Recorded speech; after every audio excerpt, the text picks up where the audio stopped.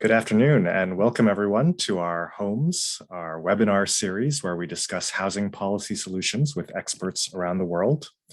Today we have our special guests, Edward J. Pinto and Tobias Peter from the American Enterprise Institute. Edward Pinto is a senior fellow and director of the AEI Housing Center. Before joining AEI, he was an executive vice president and chief credit officer at Fannie Mae until the late 1980s. Tobias Peter is a research fellow and assistant director of the AEI Housing Center. And today they'll have a presentation on light touch density as a solution to the housing shortage. We will have time for a Q&A afterwards, so please insert questions into the Q&A function of the Zoom. And so welcome, Edward and Tobias. Please take it away. Thank you, Senator, and thank you for the opportunity to participate in this webinar. I first would like to say that we've been very impressed. We've spoken to you before. We've been reviewing a lot of the work that you've been doing and others have been doing in Hawaii. Very impressed with your commitment to finding solutions to Hawaii's housing shortage. And please be assured that we stand ready to help in any way that we can. We'll be going through some of our research today. We also want to thank Kalai Akuna from the Grassroots Institute and his colleagues there for their help and collaboration in helping prepare some of these materials. And with that, we will turn to the first slide, please. So Hawaii has had one of the highest housing costs, both in the country and in the world. Of all 50 states, this is painfully aware, residents and of Hawaii are painfully aware of this. Hawaii has the highest median home price in the country, has the second highest median rents, and the second highest rate of homelessness per capita. On a national basis, if you look at it from a median price to median income ratio, Hawaii is way up there. You can see it in this chart, just below Honolulu, just below Santa Cruz and Santa Barbara and San Jose. And when you look at it on an international basis, out of 92 international markets surveyed, Honolulu's affordability was 84th, just behind San Francisco and San Jose, and just ahead of London and San Diego. The Hawaii Association of Realtors predict that Hawaii faces a shortage of 65,000 housing units by 2025. Next slide, please. So how did Hawaii get here? We think the main culprit is a plunge in supply that dates from the early 1970s, and that's shown on this graphic that's on the screen. This is very similar to what happened in coastal California. However, in coastal California, it occurred starting in the mid-1950s.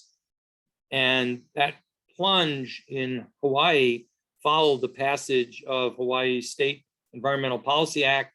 California had a similar circumstance, and the establishment of its Land Use Commission in the 1960s. According to the Wharton Residential Land Use Index at the University of Pennsylvania, Honolulu is one of the most intensely regulated metros in terms of land use in the United States. So how to address Hawaii's affordability problem, which is of a long-standing nature. And I think it's important to realize that this problem has developed literally over 50 years, as that first chart indicated. So it's going to take a fair amount of time to solve. It's not going to happen overnight, unfortunately, because the problem has been created over many decades. There are a number of competing policy options. The first is to continue with the policies that have been undertaken in the past, which in our view simultaneously create scarcity and raise costs. These include inclusionary zoning, rent control, and other policies that distort the market. We'll talk about why evidence of why these haven't worked in a few minutes, but right now I'm just laying out the competing policy options. The second would be a broad classification of market-oriented policies based on light touch and high density. The third is opening up modest amounts of land for development. And the fourth is the Aloha Homes in Singapore social housing model that Senator Chang, you have been proposing and discussing for some time. Next slide, please. Option one looks at the policies that have created scarcity and raised costs. They include the items that I mentioned in the appendix. We go through a fair amount of detail about why those have failed. We also point out that there are a number of recent research in the last just 2 or 3 years, both by market-oriented groups, but in particular by progressive and some foundations and other institutes that have not been particularly associated with on the market side, that have come to the conclusion that subsidized housing, inclusionary housing, rent control, and other and land use policies that constrain supply end up creating scarcity and raising costs. And there's a lot of research that has come out in the last few years in that regard. And the reason that these policies have failed is they don't tackle the root cause, but they rather the symptom. And we have a footnote here about a recent effort to ban foreign ownership in Hawaii. That doesn't tackle the cause, that's tackling the symptom of lack of supply. According to data from the Title Guarantee Company, less than 3% of the homes sold in Hawaii last year were purchased by foreign buyers, and it ended up being 539 homes, down from the 929 in 2018. Nearly 80% of the roughly 16,000 homes sold in 2019 were purchased by local buyers, and the biggest group of non-local buyers were coming from California, and that was roughly 3 times the size of the foreign buyers in 2019. So that's just the sort of the kind of information that it's important to have in evaluating some of these policy proposals. These policies have distorted the market, created a few winners, but mainly makes housing construction more expensive, and then few homes get built. What is the consensus? As I said, some think tanks with progressive leanings, including City Observatory, the Sightline Institute, Upjohn Institute, have come around to the view that we'll be talking about in a moment. What will happen if policymakers continue with this option? Affordability will further worsen.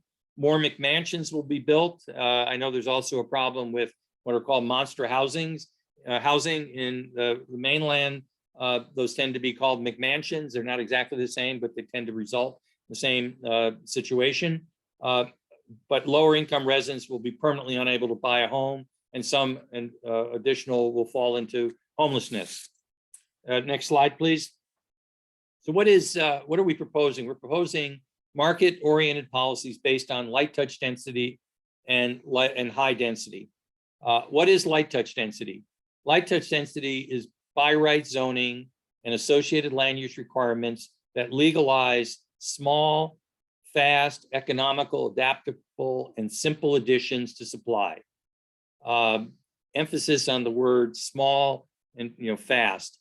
What zoning and land use requirements have done over the last 50 years have really slowed down the process, favored larger structures and larger developments, and less economical ones, and made it very expensive. So light touch density includes small lots, single family houses, townhouses, duplexes, triplexes, fourplexes, accessory dwelling units or ADUs, cottage courts, courtyard apartments, and other light density structure types. Light touch density can be the sweet spot that is subjected to some regulations similar to single family detached units. We're not suggesting get rid of all regulations. You still want safety regulations and other types of fire codes and other things, building codes that are required.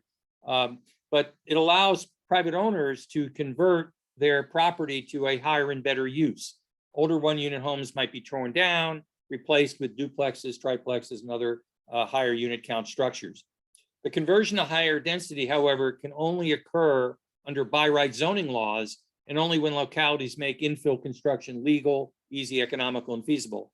And by right, we mean the government, the zoning officials, the zoning boards don't have discretion in what their approvals involve. It's called a ministerial task. I'll come back to that when we talk about what California is doing, but it's a ministerial process, meaning there's 5 or 6 requirements that are laid out in the ordinance or the statute. You meet those 5 or 6 requirements, you have a right to proceed, and that makes it much less expensive and much more rapid. So since Hawaii's affordability problem, however, is so immense, as we've already described, and land prices are so high, light touch density likely will need to be combined with some high density development in core walkable commercial residential areas. The high density walkable oriented development should follow the same by right zoning approach, but should be focused on these core commercial residential areas that could handle the high rise density. This overall solution restores property rights taken away by zoning restrictions to most property owners and then relies on private markets. Next slide, please. These policies are, to continue on these policies, they're appealing because they work. One example of them working is Tokyo. Tokyo has demonstrated the efficiency of using high density housing that makes new construction easy, leads to lots of new construction, and creates affordability.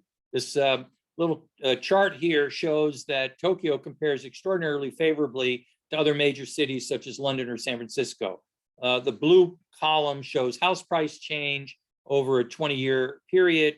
The orange shows population change. You can see London barely grew in terms of population, but had a massive increase in house price appreciation. Over on the right, San Francisco had not quite as massive, but still very substantial increase in home prices. Again, barely grew. Tokyo, the large Tokyo metropolitan area, barely grew, but it also had house prices that also did not grow. And when you focus on the center of Tokyo, which did grow, it also had very modest house price appreciation.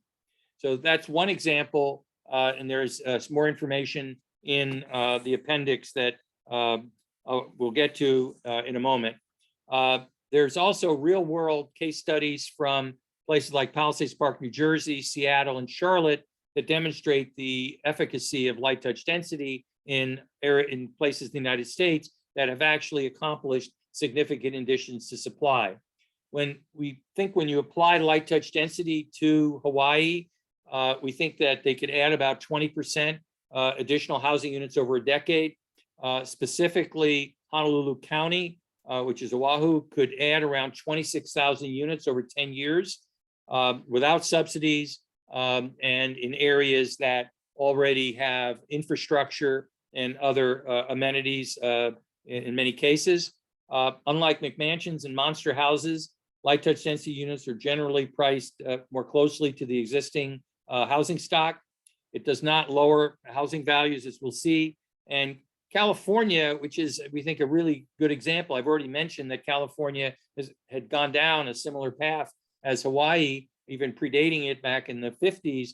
But it's now faces the same challenges as Hawaii, and it's taken some steps recently in 2017 with expansive accessory dwelling unit legislation that's allowing for substantial additions to supply, particularly in places like Los Angeles and San Francisco, and recently enacted SB Senate Bill 9, light touch density bill, which took effect the 1st of this year and allows 2 units on a lot and lot splitting. A little bit more on Tokyo.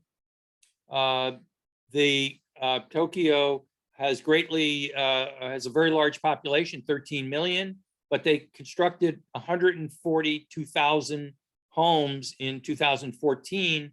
That's more than the entire 84,000 homes started in the entire state of California with 3 times the population. We show what the supply is down in the left panel chart, and we show what the rents have been on the right panel chart. And again, these are the kinds of results that you want from a policy that's working. And by the way, Tokyo is very subject to earthquakes. And so the buildings, these high-rise buildings, have to be built to very strong earthquake resistant standards. Next slide, please. Next real world example is Palisades Park. It's located just across from Manhattan by the George Washington Bridge.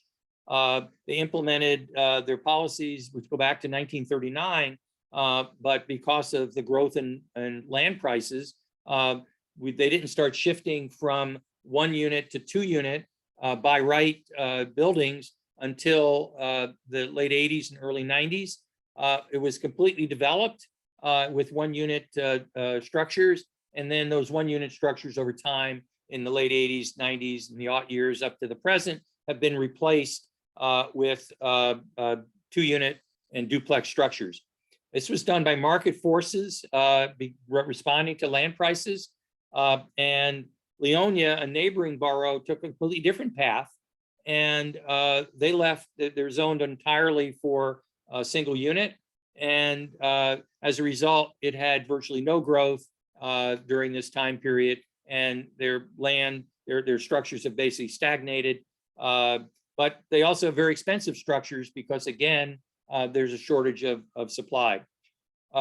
Relative to other neighboring jurisdictions that do not permit light touch density, Palisades Park has had more housing construction, greater population growth, higher land values, stronger commercial activity, and lower property tax rates shown in the appendix. Next slide, please.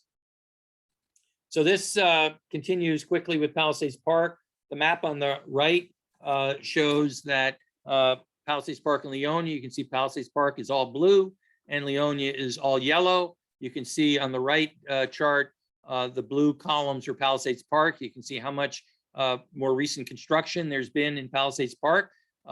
Most of the housing in Leonia is 1959 and before, with over a third of it pre-1940. You can also see on the left map the comparison between Palisades Park and Richfield Park. They both look very blue, but there's a difference. In Richfield Park, while it appears that 2-family homes are allowed throughout, and they are, but you require, Richfield Park requires twice as much land for those homes, which makes building a duplex economically infeasible, so few get built. I'll come back to that because we found a situation we believe that's very similar to that in Honolulu. Next slide, please.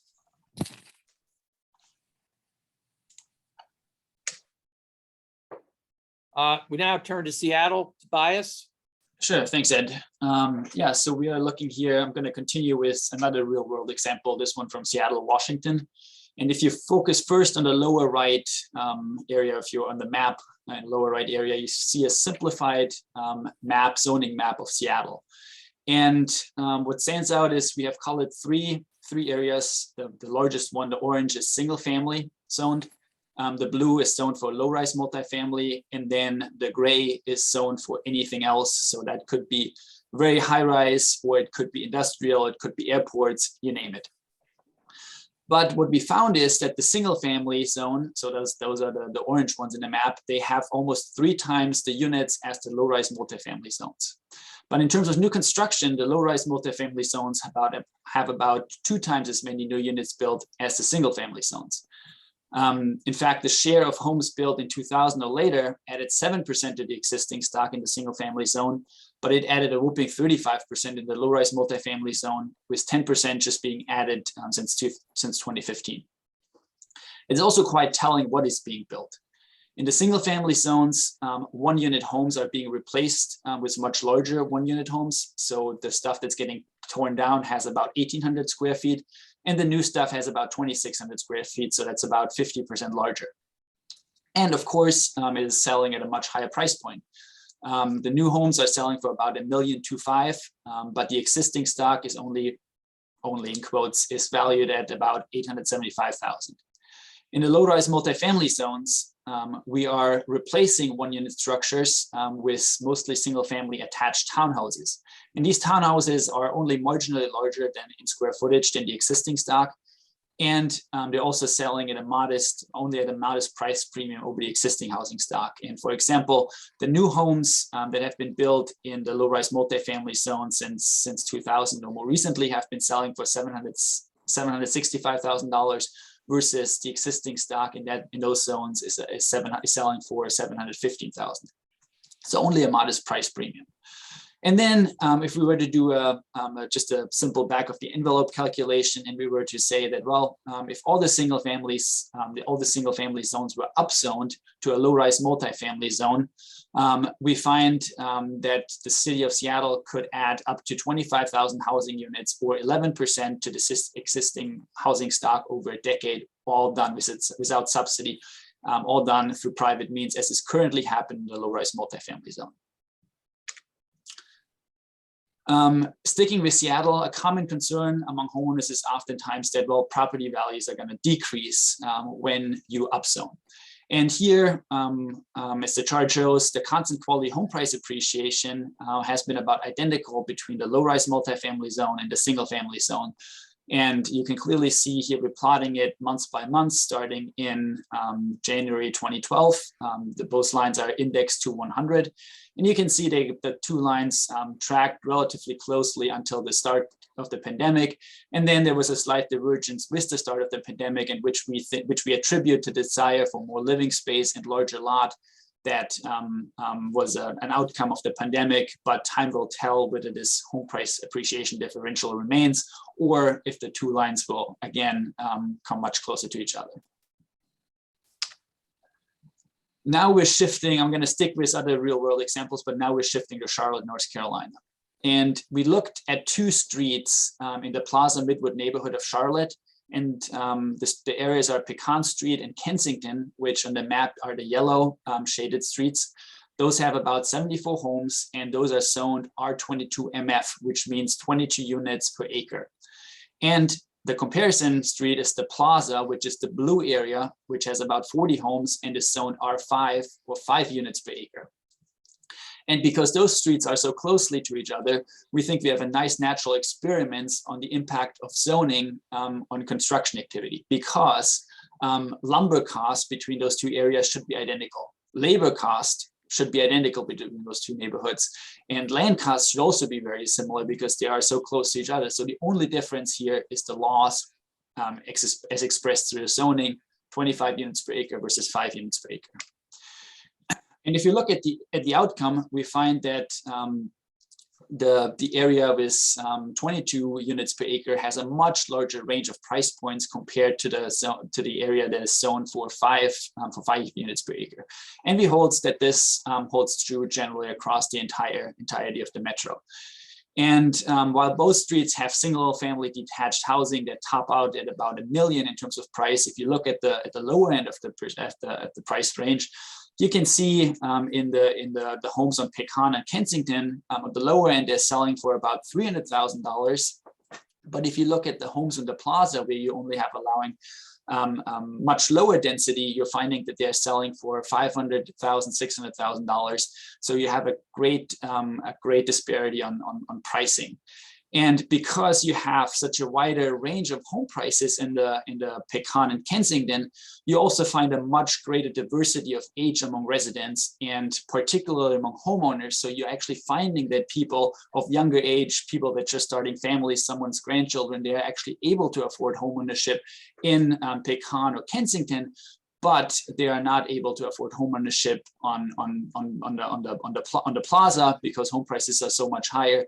And also we're finding a greater mix of renters and owners in Pecan and Kensington because of this wider disparities on pricing. Okay, so now we're switching over to Hawaii and the solutions for Hawaii.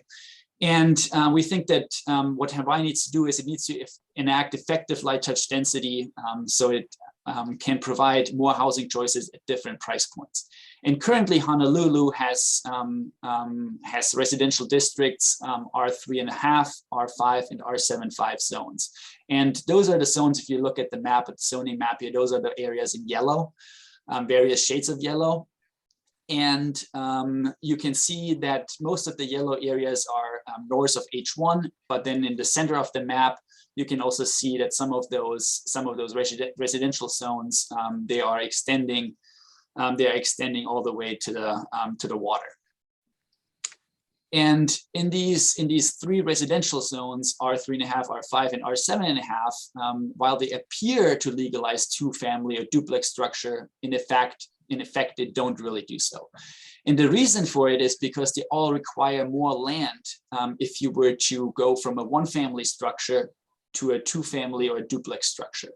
And for example, if you look at the building code in the R3.5, where lot sizes are generally about 3,500 square feet, if you want to build a one-family detached dwelling, you need exactly those 3,500 square feet. But if you want to build a two-family dwelling, or if you want to build a duplex of 2 units, you need 7,000 or twice as much land to build a home.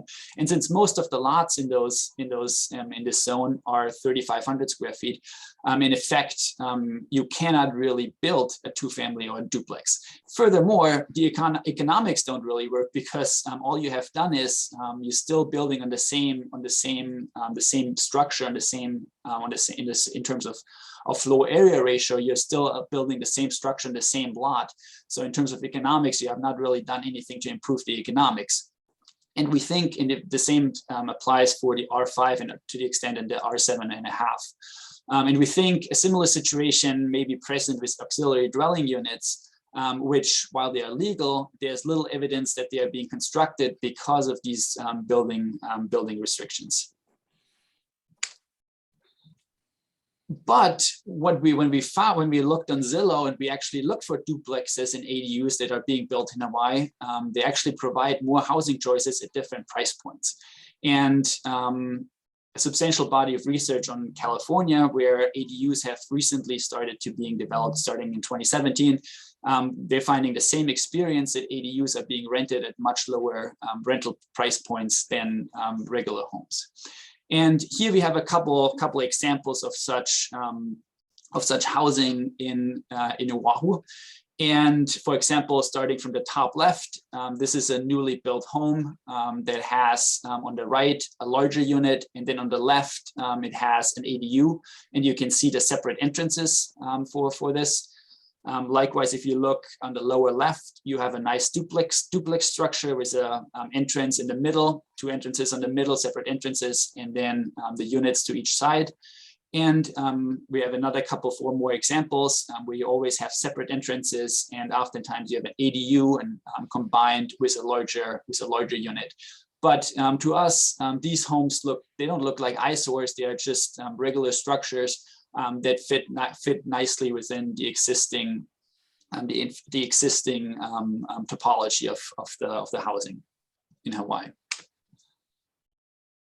Okay, so now the question is, how can we enable market-oriented policies based on light touch density and also high density?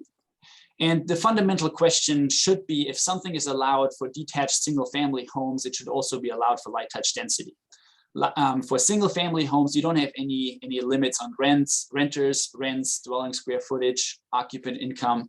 So why should there be limitations on light touch density? It just doesn't make sense. Similarly, the Hawaii legislature should set rules for light touch density that localities must follow. So for example, if certain localities want to put in burdensome building restrictions that do not infringe on the reasonable and safe land use or result in high cost housing, that should be overridden by the Hawaii legislature. And ultimately, property rights should be restored to the owner, so that the owner can by right build on their own land. The legislature should also legalize fast and economical construction. It should allow for adaptation and keep it simple.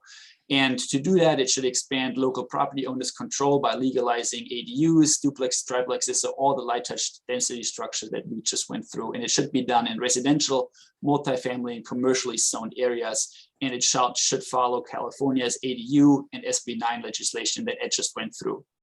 And we think this would result in the revival of small-scale development to shape and grow cities. It would unleash a swarm of builders and rehabbers at the local level, at the grassroots level. And likewise for high density should follow the same by right zoning approach as light touch density. But if you focus it around walkable oriented development, meaning around areas of commercial activity, you could mitigate some of the negative consequences that come from it. So Of course, the challenge of public policy is always to bring along voters. And how can you overcome the NIMBY, the not in my backyard opposition? Here are a couple points for policymakers that we think would sway the public's opinion. And one argument is that if you allow light touch and high density development, this would be a way of reducing the need for monster homes. As Ed earlier said, these monster homes are a symptom, not the root cause. And they're a symptom because there's just a shortage of housing. So if you increase the amount of housing available, this reduces the need for monster homes. Likewise, if you go with light touch density, it promises gradual rather than sudden change of the neighborhood. By sudden, I mean you put in a large multifamily development, versus light touch density tends to be gradual on a smaller scale. And then also, as we've gone through from the example from Charlotte, housing supply additions are across a broad range of price points, sizes, types, and tenure, which allows for owners and renters to live in the same neighborhood. And it also offers a range of housing options for children and grandchildren, which are otherwise in real danger of getting permanently priced out of the housing market. It also appeals to the economics, and the economics argument is that all else equal, property values will increase on the land as the land has more value because it can be converted to a higher and better use. But the cost of land per newly built housing unit goes down. So the prospect of lower property taxes due to a broader residential tax base increased commercial activity, yielding higher commercial property tax receipts. So you broaden the tax base by allowing more taxpayers on a denser area, and which would allow you to lower the tax rate. And we have an example from that in the appendix on Palisades Park, where this has actually happened. And it will also unleash a virtuous cycle as modest residential density boosts increased urban-suburban vitality and the number of amenities. This is good for property values, and the tax base in Palisades Park today has a much more vibrant commercial area than Leonia. Also, it should apply to environmentalists because these light touch density homes, they replace functionally obsolete homes that have low energy efficiency and have deferred maintenance with state-of-the-art energy efficient buildings. And in many areas of the country, and we believe this is also true in Hawaii, an aging housing stock and aging infrastructure with, for example, aging sewers, those are all ripe for upgrades, and this can be combined with an upgrade to light touch density. And then furthermore, light touch density also opens up areas of opportunity for people that are otherwise frozen out of those. And finally, while density will increase, if you combine especially high density development around areas of commercial activity, the area's walkability helps offset the increase in traffic. So if you putting high-rise buildings next to areas of commercial activity where people can walk to or where they go to work, even better, you decrease the increase in traffic, and also it brings people closer to their jobs, which is also a positive because they spend less time on commute. Another solution for Hawaii, now switching gears away from light touch density and high density, is to open up modest amounts of land for development. And currently, we think that Hawaii has about 5% of its land devoted to urban and rural use. If that 5% were to go to 7%, you would actually free up 40% more developable land for development. So this would be quite a large increase in percent terms, but 5 to 7% doesn't seem too much. We also think this would likely run into less NIMBY opposition because the development would occur further outside. But opposition from environmental groups could be stiff, in particular because the new developments require large infrastructure investment, because you need to put in the sewers, you need to put in the police, the garbage, all that needs to be put in place, versus with light touch density, everything is already in place and you're just moderately increasing the density in those areas. And then also many homes that will be built tend to be built on larger lots, which also increases the cost for those homes, because ultimately you have not done away with burdensome building regulations. And from as far as we can tell, this appears to be already happening. Many homes built since 2000 have been situated on Ewa and Ewa Beach. And you can see that on on the map here, which we think used to be largely agricultural areas. This is this area circled on the map. But of course, just looking at the affordability in Hawaii, much more is needed. And we think that's where light touch density and high density development can come in. And then finally, another option is the Aloha homes and the Singapore social housing model. And it is certainly very, very appealing because it works, and it has shown to work in Singapore. The homeownership rate in Singapore is around 90%. 80% of residents live in high quality government housing. And it has fostered a cohesive society through racial and income quotas. And housing tends to be fairly affordable there. But Singapore may be unique and may not be a suitable model for Hawaii necessarily. For example, Singapore, after its independence, had really a clean slate. Singapore, back in the 1960s consisted mostly of shanty towns. And the government today owns 90% of the land, and it can acquire private land at low costs. Furthermore, Singapore also has a highly effective public leadership cadre, and it really has only one form of government that is not as responsive to voters necessarily, which allows it to overcome many barriers to increasing supply. So the downsides for applying such a model to Hawaii could be that it may not be this model, a Singapore model may not necessarily be scalable. And if you end up with a failure, it could come at a heavy cost because you could end up with public housing, as is very common in the mainland, where you have basically increased racial and income segregation. You have also trapped many residents in housing. And it has reduced social mobility. And generally, these projects, if the government gets involved, tend to be very expensive, and they tend to exceed the budget. Yeah, with that, that's our presentation, and we can now turn it back to Senator Chang for questions. Thank you so much, Tobias and Ed. That was a really detailed and thorough presentation that gave us a lot of data and a lot of statistics and facts and figures that I think will really help the public conversation. For those in the audience, if you have questions, feel free to use the Q&A feature in our Zoom. And I'll kick things off with some Q&A to begin with. So I'm glad that you folks spent a lot of time talking about the political benefits and the political dimension of implementing these policies. You correctly identified so-called NIMBYism, or not in my backyard, as one of the main obstacles to both light touch density, but also, the other solutions that you proposed.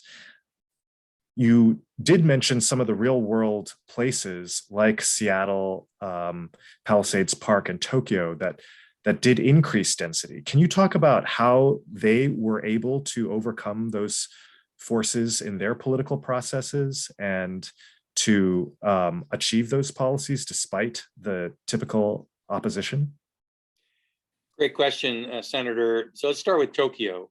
Tokyo is a little unique because, as many people know, after World War II, it really was under the control of the United States, and General MacArthur was in charge in Tokyo, or in Japan. And he put in place a constitution that had a lot of similarity to the US Constitution, and it had very strong property rights. Those property rights were kind of overrun for a while, but then by the early 1980s, there was I think it was a court decision, I'm not 100% certain, that you couldn't impinge on the property owner's rights. And therefore, they had to allow the owner to develop the properties. It's to some extent somewhat similar to what people think of with Houston, which is considered to have one of the least zoned restricted areas in the country. So I think that's kind of the situation there. In Palisades Park, it turns out that it was in 1939 when they set up their first zoning ordinance. They basically said, well, 1-2 unit, what difference does it make? They're both fine. We just are going to allow both of them. And it just sort of lay dormant for a number of years. It turns out I grew up in Palisades Park. That's how I stumbled on it. And but they just didn't think anything of it. And that actually was the common thought back in the early 20th century. If you were to talk to someone in the early 20th century, they would have said, oh, duplex, yeah, that next door, fine. A triplex, a townhouse, small apartment buildings, commercial strip next to my residential area. Oh yeah, all that's fine.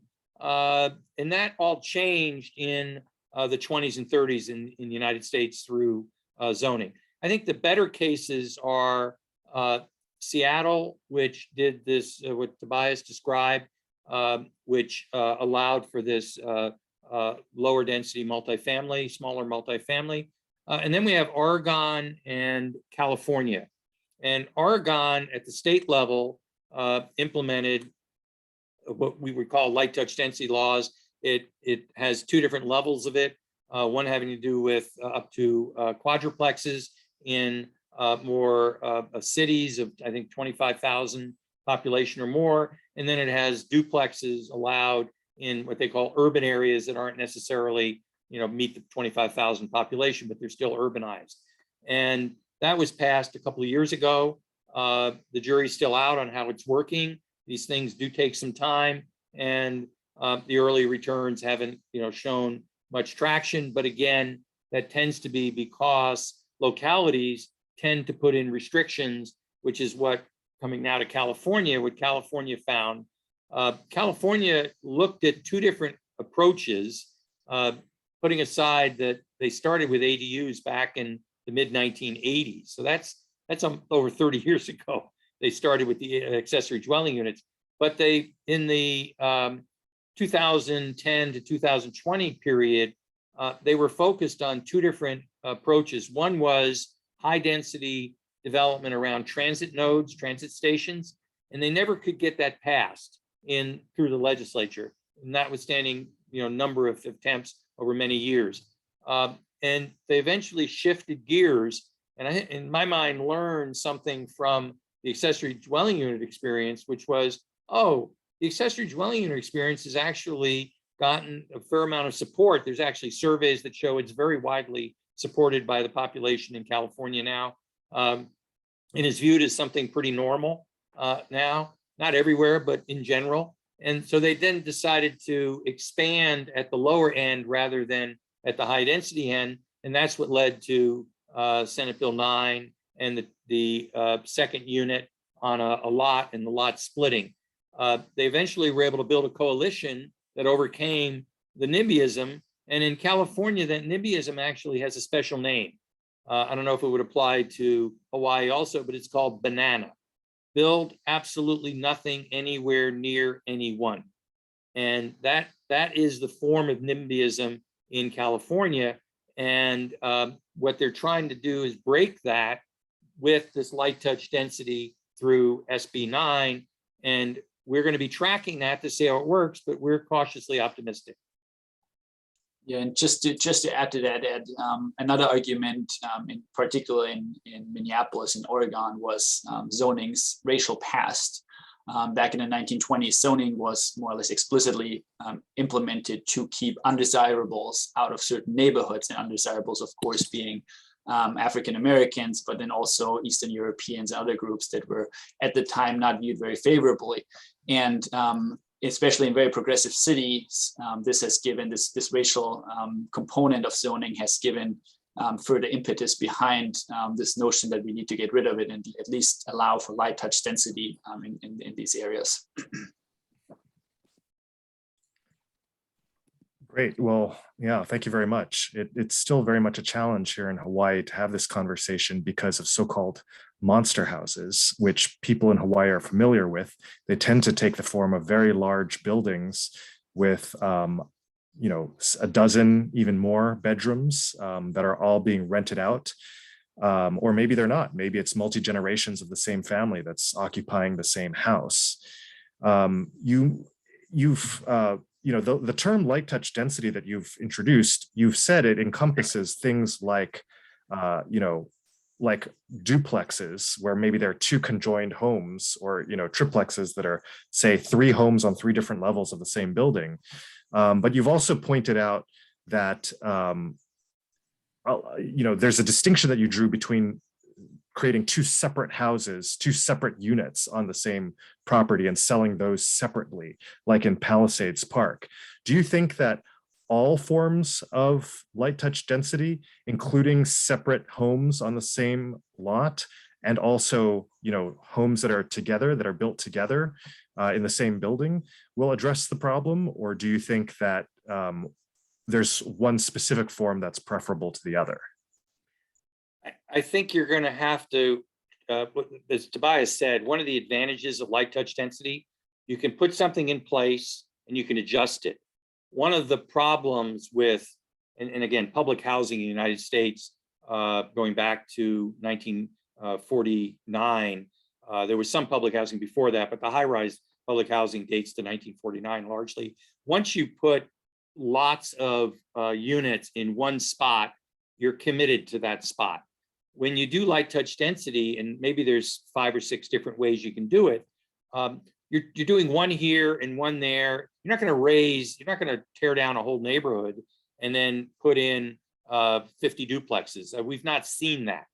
What we've seen is in Palisades Park, it was a span of 25, 30 years, and a few thousand of these got built, but they were built by hundreds or dozens and dozens of developers and contractors, hundreds and thousands of property owners, and it just takes time. And Palisades Park actually made some mid-course adjustments. They had some concerns about parking, and so they adjusted, excuse me, the parking requirements. But they also found that while they suspended for about a year the ability to build duplexes, that led to a big decline in their revenue at the municipal level, and they very quickly solved the problem by adjusting the parking requirements, and then came back to their way of allowing this. So again, we think it allows for a responsive process that you learn from what's happening, because it's going to have to unfold over a number of years. It's not going to all happen in a couple of years. Tobias, anything else to add? Yeah, no, I mean, you said it, Ed. I mean, these monster homes, from the ones that I've seen, they're just a symptom, because you have such a shortage of housing. So if you could naturally increase the amount of housing available, you would probably also decrease the need for these monster homes. And also, I mean, kind of the way I understand it, some of these monster homes are already outlawed. It just needs to the building codes need to be enforced. But I think light touch density offers the middle ground between kind of doing the one extreme, the monster home, and on the other hand, of the other extreme, keeping things as they are, even though housing is getting really, really unaffordable. I think one thing you'd need to do, Senator, is look at the economics of the monster home.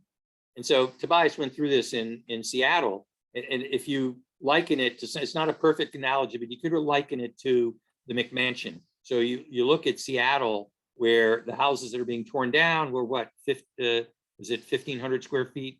And then yes, the houses that were 1,800 square feet. 1,800, and then up to 26 or 2,800 square feet. That's a pretty big boost in square footage.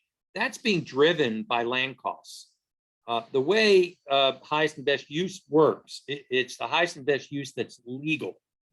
And so if all you can build is a 1-unit structure that's legal, and the land is very expensive, and you're going to tear down what's there, you have if you have a lot that sells for $800,000, you can't build a $200,000 house. Let's assume that could be built at that price. You can't build a $200,000 house. You can't even build a $400,000 structure on that. You have to build an $800,000 or $900,000 structure so that your land cost and your structure costs are at least equal, if not the structure cost being more like 60% or 65%. So if you then take that concept and say, I'm now going to allow triplexes or quadruplex, I'm going to allow a quadruplex, and that quadruplex, the land is still, let's say it's $700,000, but I'm going to allow a quadruplex, and each quadruplex is $250,000. I now have $1 million of improvement on that lot, with the lot being $800,000. I now have $1.8 million, but I've got 4 units for $1.8 million rather than 1 unit at something approaching the same thing. And that's what you're seeing with the example, again, out of Seattle.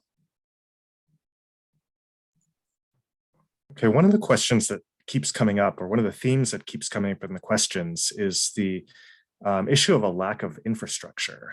You mentioned that light touch density could actually facilitate infrastructure construction, but unfortunately it tends to be a chicken and egg problem. Is the municipal jurisdiction going to be willing to proactively invest in the infrastructure that will enable the creation of light touch density, ADUs, and so on?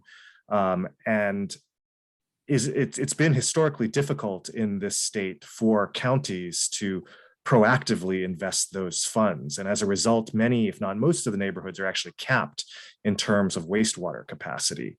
So how would you overcome the lack of infrastructure in building these units? That's a great question. I think it's probably a bit more involved than what we could get into here, but I think, again, you have to look at the economics. In Palisades Park, and again, I'm not sure Tobias can weigh in this because he spent a few days in Palisades Park really talking to people and studying this, including the sewer, storm sewer, and things like the sanitary and storm sewer. But I think, if you could increase the density, create maybe, and I'm just thinking out loud, a tax increment district that would take that money and use that for the infrastructure. So now you're bootstrapping. Again, what we know is you're going to get more property tax revenue, number one, and number two, you're going to get more sewer connection revenue. I assume each household, each unit has a sewer connection charge that's monthly for the sewer charge. And if you have twice as many or 3 times as many sewer charges, you could create a tax increment financing district out of both the property taxes and the sewer hookup taxes, or the sewer monthly fees, and then pay for the infrastructure. And that way they go hand in hand. That's just one idea. Yeah, I would argue that the time to do this would be now, right? With all the money that states have received from the federal government, and many states are struggling to finding ways to effectively spend this money. Why not use some of the COVID relief funds that states have received and use that money to upgrade the infrastructure? But I think also Ed is absolutely right. You're broadening your tax base, you're increasing your commercial activity, which again raises your tax revenue from commercial activity. And then on the other hand, light touch density and upgrading this infrastructure promises to be much cheaper than greenfield activity. So if you're going further out and you're putting in new developments there, you need to put in the roads, you need to put in the sewer completely, you need to put in the garbage, the sewer, the police, the sewer. Everything needs to happen from scratch. So if you do it in these areas that already have some of the infrastructure in place, and the garbage is already driving by, I think ultimately this is going to be a much cheaper option than doing nothing or doing the greenfield development. Okay, another one of the most common questions that we get, and an issue raised today by Claudia, is this issue of foreign investors and foreign buyers. Obviously, Hawaii is a very desirable vacation destination. There are a lot of folks who do own properties here as vacation homes. There are others who operate their homes as short-term vacation rentals using platforms like Airbnbs. How can we ensure that any new housing built through light touch density models will be used as housing for local families instead of being converted to hotels and residential neighborhoods? That's another great question, Senator. In general, and we went through the numbers for foreign ownership. I don't know if there's any dispute about those numbers, but they basically said that's not a big issue. It may sound like a hot button issue, but people coming from California is, swamps the percentage of people the number of people that are coming from outside of the United States. And that number was dropping. We don't have numbers from 2020 and 21, but my guess is they've probably fallen some more in terms of international. In terms of the tourist side and Airbnb, I think Hawaii has to decide whether it's going to support its tourism industry, which I assume is a very large part of its economy, and it's one that's been hurt by the pandemic substantially. And is it going to try to rebuild that and support it? And if it is, it can't do that by saying, as some islands are trying to do, we're going to ban new hotels, or we're going to ban Airbnbs or restrict Airbnbs. I think, again, the issue has to be, let's get more housing. California, I think, again, and we gave I think a link in the presentation to on the ADUs to some research that came out of California. California's been adding ADUs. They are not being used as Airbnbs. They're being used as a majority of them being used as rental properties to full-time, rentals, not Airbnb type transitory rentals, number one. Number two, the second biggest use are for the personal use of the homeowner. They're using it as an office, they're using it as additional living space, they're using it for a family to stay, or they're allowing the family to stay there. But the majority are being used to add actual housing units, permanent housing units to the market. Very small percentage are being used for Airbnbs.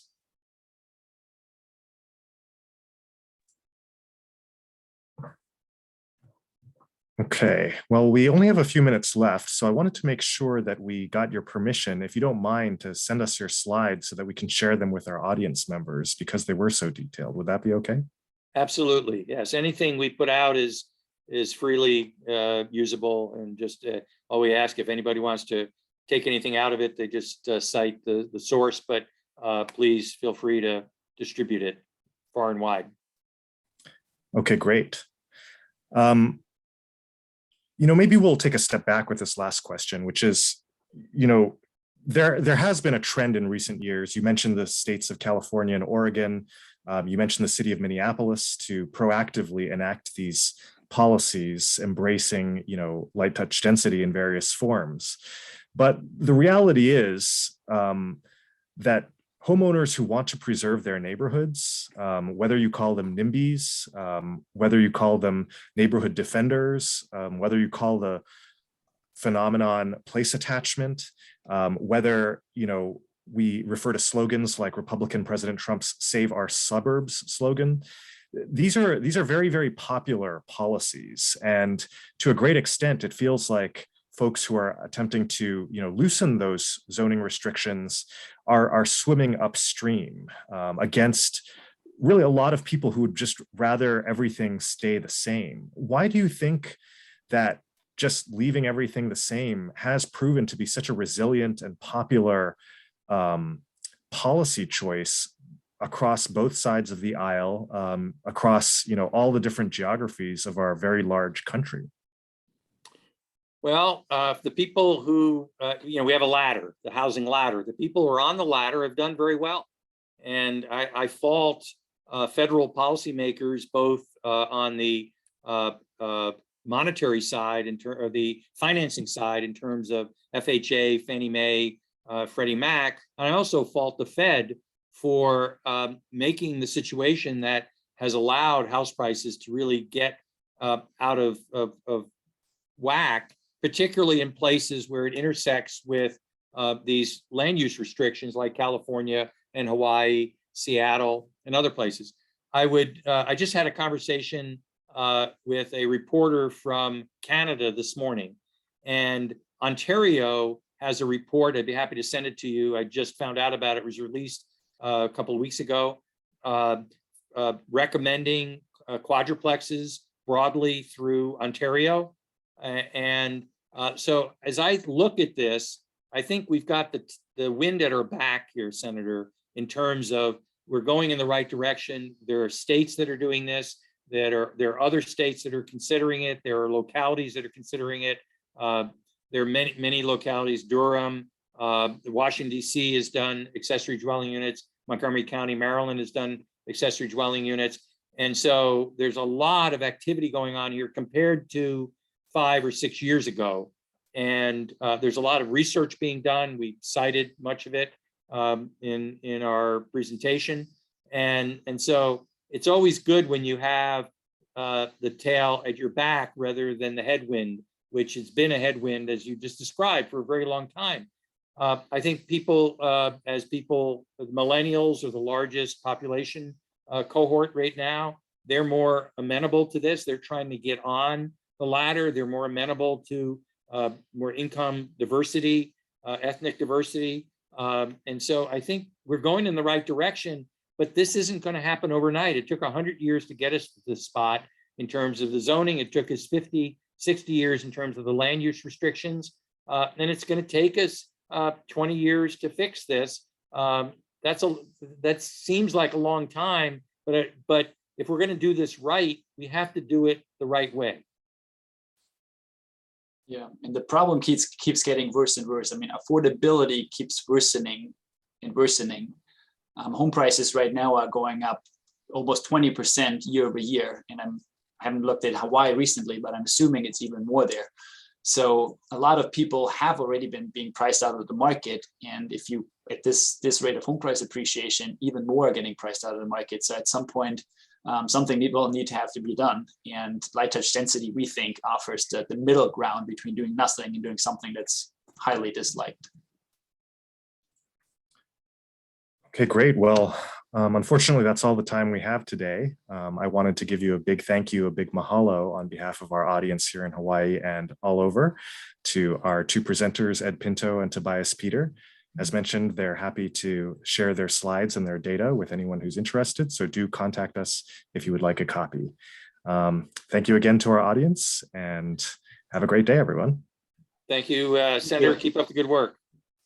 Thank you. Thank you.